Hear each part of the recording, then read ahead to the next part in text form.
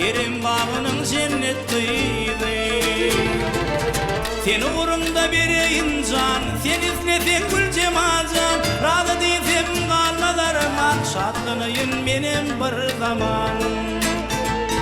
Gül cemal, gül cemal, söyleyen seni gül cemal.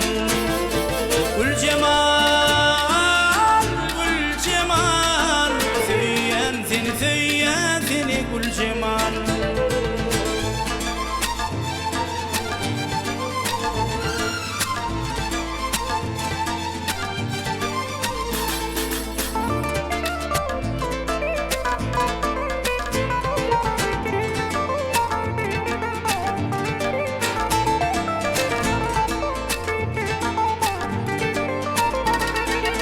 Bakı gelsin bize duran, men kim olay sen mehriban.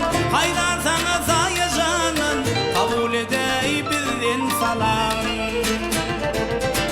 Ora çalsa zadın sana, berdi yazsana masanım. Men koşulsam aydına sadım, oram olsun soğut yarım.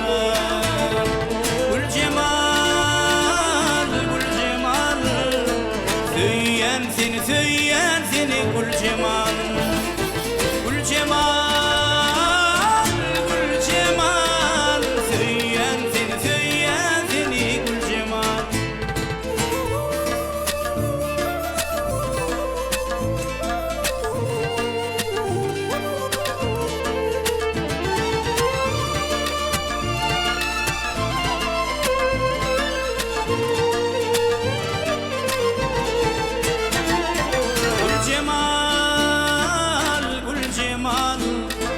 Söyleyen seni gül cemal.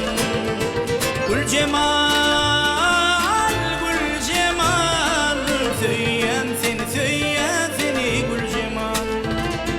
Söyleyen seni gül cemal. Söyleyen seni mecnun ettin gül cemal.